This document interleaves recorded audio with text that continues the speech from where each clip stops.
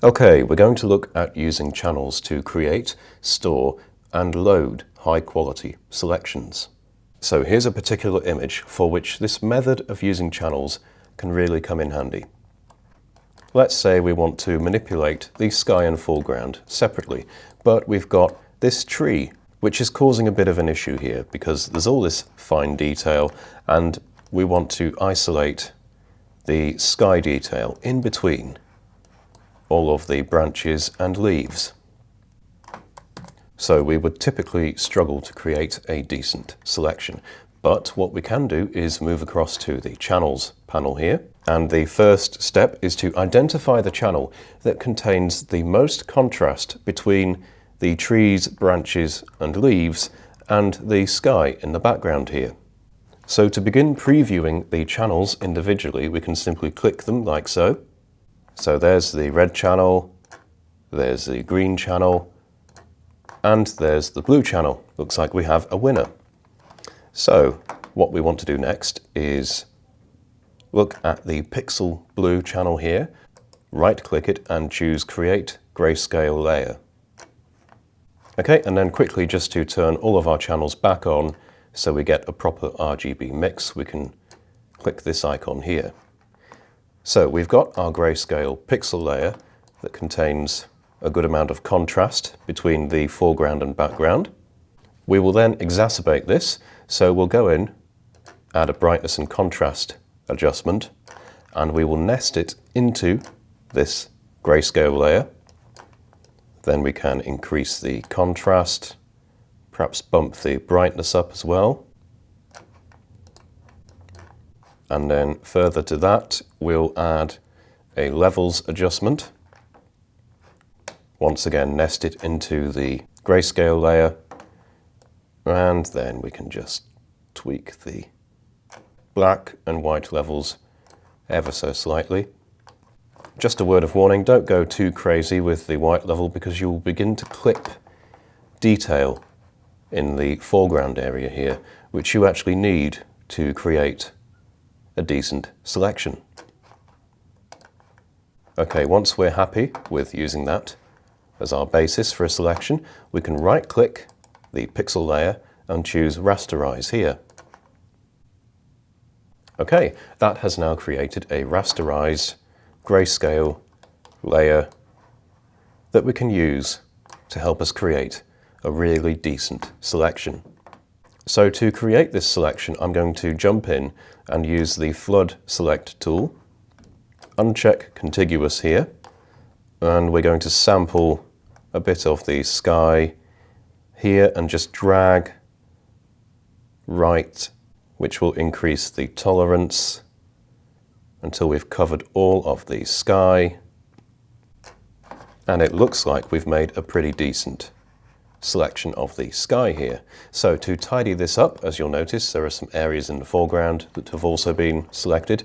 We'll move over to the Selection Brush tool.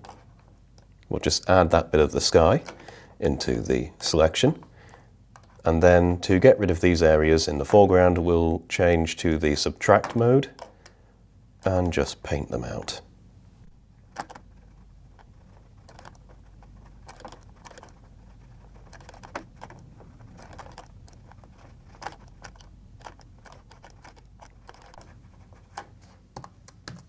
Okay, so once we're happy with our selection, here's the next trick we can use with channels.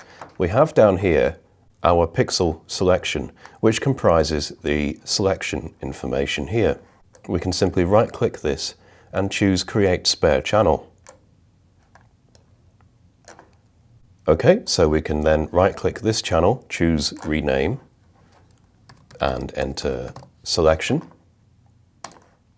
Then, if we want to be really comprehensive, we'll jump back into a selection tool and click Refine. Okay, and this will basically create a refined selection with matted edges.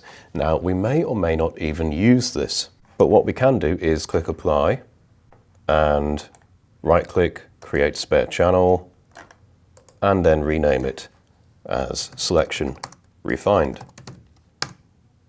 So we now have the option of using the original selection We can evaluate them both and see which one works best. So I can now get rid of the selection by going to Deselect up here, move over to the Hand tool, and we can now delete that grayscale pixel layer. So let's try this out. If we go to Layer, add an HSL adjustment, and just bring the saturation up slightly. In our Channels panel, we can then right-click Selection and choose to load it to the Adjustments Alpha channel. As you can see, the saturation adjustment is then only affecting the sky, and it looks like we have a nice, accurate mask from that selection. So then the final trick is we have the Adjustment Alpha channel here, whose thumbnail, you'll notice, now mirrors that of the two selection channels we have down here. So we can right-click this and choose Invert. Then we're affecting our foreground. So we could even change the hues slider and recolor the foreground. So just to cap this off, let's add a bit more punch to the sky. We'll go in and just add a brightness and contrast adjustment, and then we'll right-click the Selection Refined channel this time and load it to the Adjustment Alpha. Then we'll just bring the contrast up and just add a tiny bit to the brightness. So if we examine in greater detail, we'll see we've managed to quite effectively isolate all this fine detail in the foreground from the background.